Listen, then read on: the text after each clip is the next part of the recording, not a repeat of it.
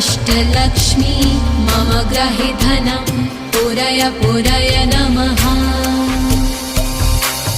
ॐ ह्रीं श्रीं क्लीं श्रीं कुबेराय अष्टलक्ष्मी मम ग्रहे धनं पुरय पुरय नमः। ॐ ह्रीं श्रीं क्लीं श्रीं कुबेराय अष्टलक्ष्मी मम ग्रहे धनं पुरय पुरय नमः।